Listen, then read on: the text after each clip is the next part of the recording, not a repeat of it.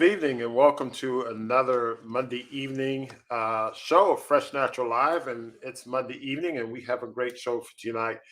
I've been watching a little bit of football lately and recently noticed some news about a young quarterback, the starting quarterback of the Miami Dolphins, Tua Tagovailoa. And I'm going to have time to practice that last name tonight, so I'll get it right before too long. But nevertheless, he suffered a number of tackles that were pretty critical and had a head injury. And so the issue of concussion, reached the forefront of the NFL. And we're going to talk about traumatic head injury.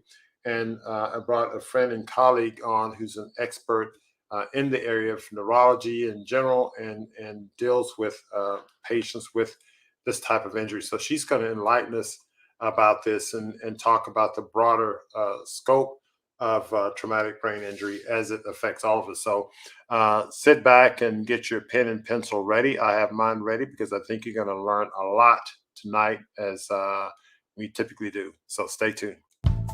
All right, welcome back. So as I said in the outset, we're going to talk about traumatic brain injury. A couple of incidents occurred in the NFL. And of course, you remember last week we talked about an NFL player that had some medical issues. So you say, well, Montgomery, you've been watching a lot of football lately. Well, maybe not a lot, but I saw a few critical games. And but some very important medical issues have come to the forefront. And so we're going to address this. I'm going to bring on my usual colleagues, Dr. Pamela Brewer-Atkins. Hello, good afternoon. How are you doing? Hi, doing well. Glad to be back. I've been traveling a little bit and checking on family, but it's good to be here with everyone. You're back settled in. And then your Yes. partner in crime, Dr. Ford Atkins, sir. How are you this evening, rather? I am doing great. Just happy to be here. So looking relaxed as usual. So as I said, we're going to talk about this issue of traumatic brain injury. And a special guest tonight is a colleague and friend, Dr. Reeta Achari. Dr. Achari wasn't born in Texas, but she got here as soon as she could, according to her website, and thanked her lucky stars. She received a BA in biochemistry from Rice University, so we have that in common, and earned a Bachelor of Fine Arts in History and focus on filmmaking, which is interesting. And so I just got into filmmaking. So we'll have to talk about filmmaking later on, maybe after the show. Her decision to choose medical school over film school was based on which profession allowed her to help people the most. And so she's been in private practice since 1997. She attended the UT McGovern Medical School, received a doctorate of medicine in 1992, did her internship in McGovern Medical School in internal medicine, followed by a residency in neurology. She completed her fellowship in epilepsy and clinical neurophysiology at the same institution. She's certified by the American Board of Psychiatry and Neurology and maintains certification via periodic requalifications. As I said, she's been in private practice since 1997. She practices general neurology and is skilled in diagnosis and management of a wide range of neurological disorders. She integrates clinical findings with neuroimaging, neurophysiology, and other studies to form an accurate diagnosis and appropriate treatment plan. Over the years, Dr. Achari has developed the specialty of nutritional neurology, which uses scientifically validated laboratory testing to assess cellular micronutrient content and needs. Her practice is a scientific, evidence-based, holistic approach to the diagnosis of treatment of patients with neurological issues. She's active in the professional societies and is board member of the Texas Neurological Society, where she also serves on the education committee. She is a board advisor for the American Society of Neuroimaging. She is a member of the Independent Practice Committee of the Harris County Medical Society and chair of the Women Physicians Section. She's a member of multiple professional organizations, including the American Academy of Neurology, American Society of Neuroimaging, American Epilepsy Society, and the Functional Neurological Disorders Society. She's a member of the Texas Medical Association and American Medical Association. She is clinical associate professor in the Department of Physical Medicine and Rehab at McGovern Medical School. She's active in mentoring future physicians and neurologists. And I can personally say, despite doing all of those things, she has time to go to the farmers markets on Saturday mornings because I've seen her there personally. Without further ado, welcome to the show, Dr. Achari. Thank you. Thank you so much for having me. I'm glad we reconnected at that farmer's market. Absolutely. And so, interestingly enough, we all have a connection. I think the Atkins actually are located in Costa Rica, and we were supposed to do a wellness conference in Costa Rica that was canceled. So I think there was a quasi Costa Rica connection here.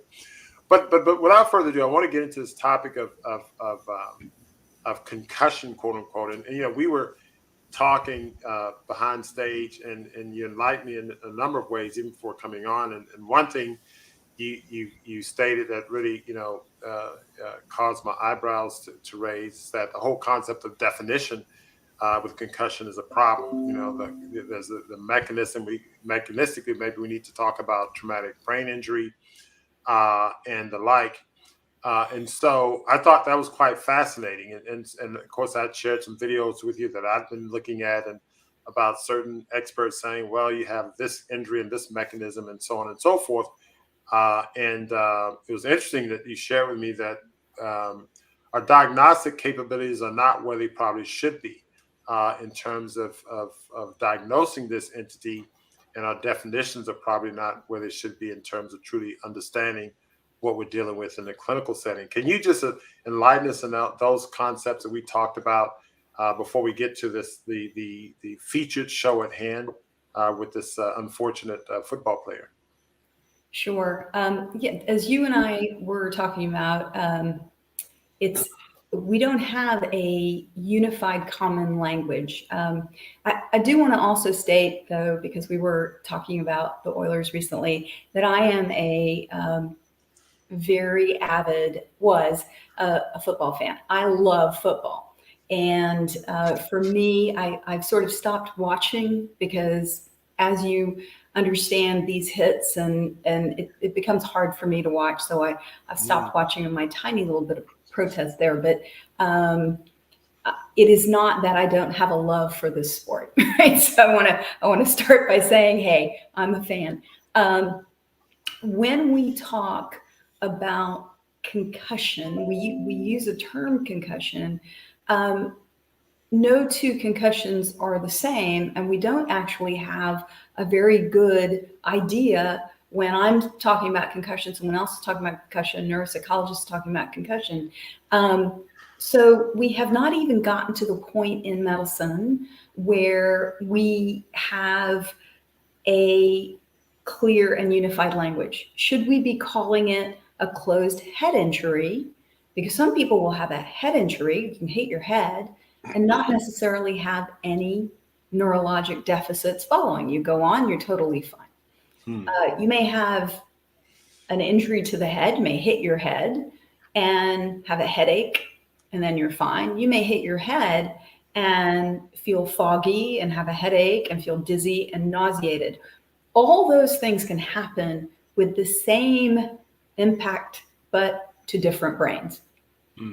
So do we call this, a closed head injury? Do we call this a traumatic brain injury with neurologic sequelae? I mean, what, neurologic problems afterwards? We need to, first of all, come up with a unified vocabulary and unified language, right? We share information better when we're able to call something the same thing and we know what we're talking about.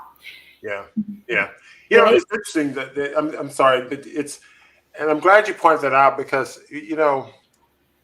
when I looked at a lot of the different discussions, if you will, online, and especially there's one neurologist who talked about we have a management problem, and if once you have a concussion, it takes 4 weeks to fully recover, and so on and so forth. And I said, wow, that's amazing, because I can imagine, players are getting concussed on a regular basis, and to think that everybody needs 4 weeks. And then I started thinking about boxers and boxers who are getting punched to the head all the time. And you go one ring and you're staggering, and then you go the next round and you're back to it. I'm saying, well, if he had a concussion on round one, he's back on round two, gets another, I can only imagine that these injuries should be very serious. And so when you say that, hey, it's different for different people, that helps me understand, all of these different scenarios a little bit better. Because here's one person had an injury 1 week, 4 days later, he has another injury and it's very severe. And I've seen other players have concussions back to back in a similar fashion. It's not as severe. So that's interesting. I'm glad you pointed out that level of lack of understanding and difference from brain to brain, because that helps me understand what we're seeing in real life. Yeah, and you brought up something where we do have a lot of information, which is boxing, right? Boxing, for hundreds of years, we know that repeated trauma to the head as you get in boxing results over time in a type of dementia. So it develops into Parkinson's dementia or disease, which Muhammad Ali developed. And then there was another term for recurrent head injury from boxing called dementia pugilistica, right? So people would lose their memories, but it's constant. It's just blow after blow after blow in training. And so that's one thing. When we talk about other kinds of, I'm going to use the term head injury for the purpose of our discussion. When you talk about other kinds of head injury, the mechanisms may be similar, but the brains are different. And so that it makes a big difference in how we respond. Well, I'll just, I may have lost the idea that different people are responding in different ways. With setting up a definition, that's the first thing that we have to do. But the other thing, when we look at these injuries, what becomes clear is we need to do a better job in identifying. Right, we've got to look at the signs and symptoms, and clinically at the sideline be able to know in sports or anywhere else that someone has suffered neurologic injury after a head injury, right? Not all head injury is neurologic injury necessarily. And I think that was a big thing that was sort of missed here, because, I think you're going to show us some video, but we have to understand when we look at somebody and the immediate after effects of a blow to the head, that somebody has had neurologic issues, especially when it's immediate like this. Yes. And then we have to be able to, in sport, recognize, advocate for the player, get them safe medically, allow them to recover, restore, and then return, right? We want safe return to the profession for those who have, spent a lot of time and effort and heartache, heartbreak, and sacrifice for these professions. So, and those are great points. And what I'm going to do, I'm going to show you some video. I'm not going to ask you, as I said before, I'm not going to ask you to play Monday morning quarterback. I'm just going to ask you to play Monday evening neurologist. And so I'm going to show you the first injury. Well, I'm not going to show you the first injury to her right away. I'm going to show you an injury to another player, Naeem Hines, who's tackled. And then after I show you Naeem Hines, I'm going to show you Tagovailoa's injury. And I'll show those back to back, and we can discuss those before we go into Tua's second injury. So here's the first one, the first player, Naeem Hines. And let's take a look at this. 7. Ryan hangs in the pocket, throws, and has to move up toward the line of scrimmage. The catch is made, but they don't get a first down. Hines about 1.5 yards short, and once again, Indianapolis cannot score off its first drive. They haven't scored a single point over first drive this season. And meanwhile, of all things. Oh, boy. Well, we've seen stumbling, and you know what I'm talking about. Hines needs some help to just remain upright. Yeah, he got hit after this catch just trying to make something happen. I think he got hit from behind. Right there was the contact that knocked him down, and see the reaction that he had after that hit. Sure did. Right, and there boy. it is. Oh, man. Just hate to see it. Don't need any more of this. So they will walk him to the bench and check him out thoroughly. And it's 4th down and 2, and once again it's a 3-and-out on Indy's first drive, and they'll punt 1 minute and 3 seconds into the game. So you're going to see a lot of Philip Lindsay now, maybe even more than you thought, and Deion Jackson is the other running back. So 7. So here's the other one. I'm going to show these back to back, and we can discuss them before we get to Tua's second. So here's Tua's first injury. Are in trouble, 0-2. Tua Tagovailoa throwing off his back foot with the rush in his face there. Jalen Waddle makes the catch. Penalty flag comes in, and Tua Tagovailoa was roughed at the end of the release. The pass rusher came on top of him there, and Tagovailoa suffered some type of an injury on this play. We have Teddy Bridgewater in the game right now. Tagovailoa, oh boy, getting up.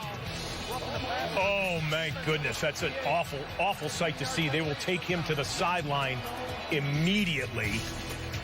Oof. Okay, Tagovailoa, in fact, going up the tunnel into the locker room, and Teddy Bridgewater has come into the game for the time.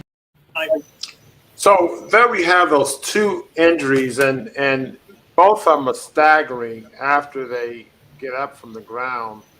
So let me just ask you to just, based on your observation, let's say we're going to put you're the neurological consultant on both of these situations.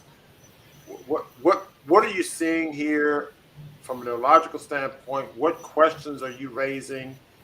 And what's going to be your approach? You can do them separately, or you can group those 2, etc.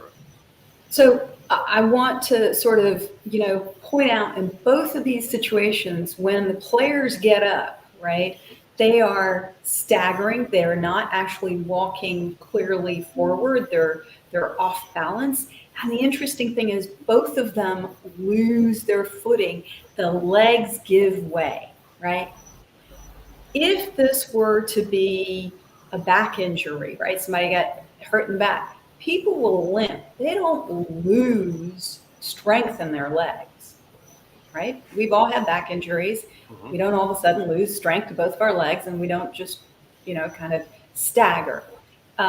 If you look at the mechanism, both of the players, Tua, of course, got hit, and he had a big sort of neck whiplash injury along with it. And Mr. Hines, he fell sideways, and there was almost a torque to the neck.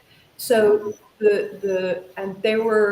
so I think that there is, and I'm going to use this term, neurologic injury, right? Is it head? Is it only brain? Is it brain?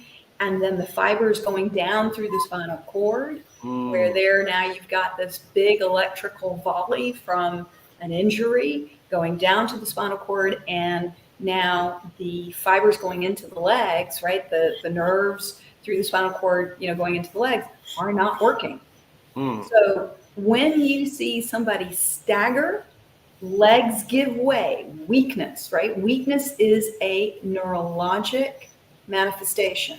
When we're talking about orthopedics, you can't move something because of a joint or muscle. But that staggering, that losing the ability to keep oneself up, both legs, by the way, in both those players. Yep. And the first one you showed us, the one that happened more recently, as he tries to walk, one leg crosses over, right? His coordination is no longer there. He is no longer in control. This is a finely trained, physically able athlete who can no longer control his motor actions. That is a neurologic injury. And I think that we all saw it. Yes. I think that's the thing. It happened live. We all looked at it and went, ooh, something's not quite right here, because we're used to players. We've seen players fall, injure their backs. They hobble, they limp. Yeah. That's the coordination. It's interesting that you mentioned brain versus brainstem or cords going down the neck. So it seems as though we think of just the cerebral cortex and all that, but you talk about torquing of the neck or whiplash. So also in the differential is injury to the neck, the nerve fibers going down the neck, or would you consider the cerebellum, the fibers coming from the cerebellum, or the brain stem, or? Yes, and so the brain stem, the cerebellum, all of those fibers come down. There are spinocerebellar tracts, right? So all of those are coming down, and these are all, the nervous system is all connected, right? By fibers, by wiring. So it's all one. And we try to move, here's brainstem, here's spinal cord, here's nerve. But really, when that central nervous system and peripheral nervous system, brain, spinal cord, and you've included cerebellum, the coordination center, they're all being, the injury to all of that is being manifest in how these players, when they get up, what they're showing you through their activity. They have clinical evidence, right? We're looking as physicians, we look at signs and symptoms, and my goodness, we've got it right there. It was plain for the world and anyone who's watching that game to see. Wow. I'm going to show you the second injury of Tua, which really got a lot of news. And there was some experts. There was one particular person who's a PhD, and I should have flashed his picture up, who tweeted out before this game saying that Tua should not play. He had a concussion in a recent game, and if he plays and gets injured, it's going to set back, football, several years. And he clearly said he shouldn't play. So let me show this, and let's take a look, and we'll get your comment. His ability to make adjustments at halftime. To a rolling left with the grain, and down he goes. Slung down at his own 48-yard line. Josh Tupu. And, well, we saw last week, and he went down, he got up, was wobbly. The training staff comes out. And, of course, the last thing the Dolphins wanted to see. I mean, last week it looked for all the world. Everybody thought head injury, concussion, passed the protocol, came back second half, led him to a victory. And Al Tupo slams him to the ground. I mean, you're thinking about the back, the ankle, but he gets thrown to the ground. Again, wrenching that back, which was the issue last week. Yep. So they work on him. We'll step away for a moment.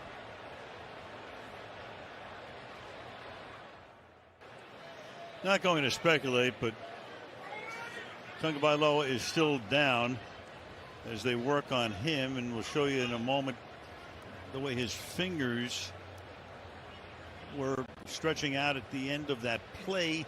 Comes down on his elbow, comes down on his back, comes down on the back of his head.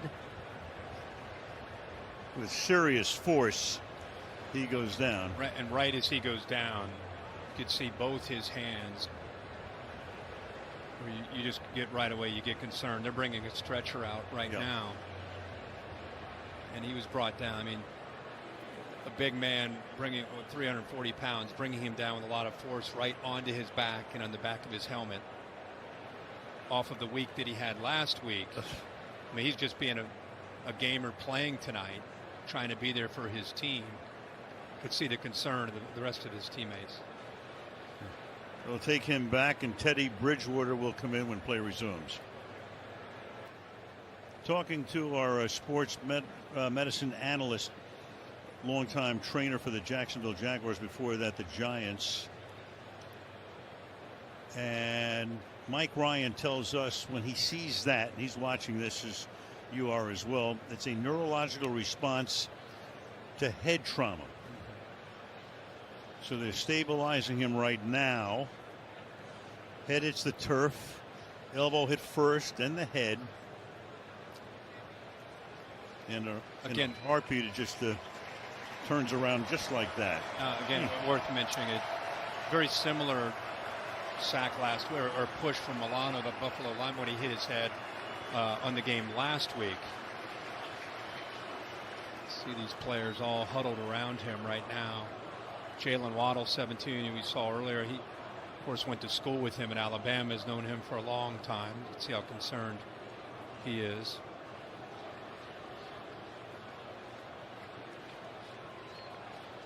So Tua, and the Tua chant going up from the Bengal crowd.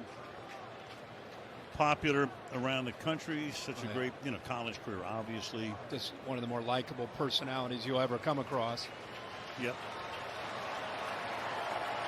And they'll take him back initially to the locker room. There was the coach, Mike McDaniel, with a send-off, and we'll get, as soon as we can, obviously, the official word as we hear it. Yeah, you can hear the whole stadium yelling Tua, Tua. Stabilizing him, keeping the helmet on as they wheel him back. And so Teddy Bridgewater, no stranger to the NFL, as a starter. So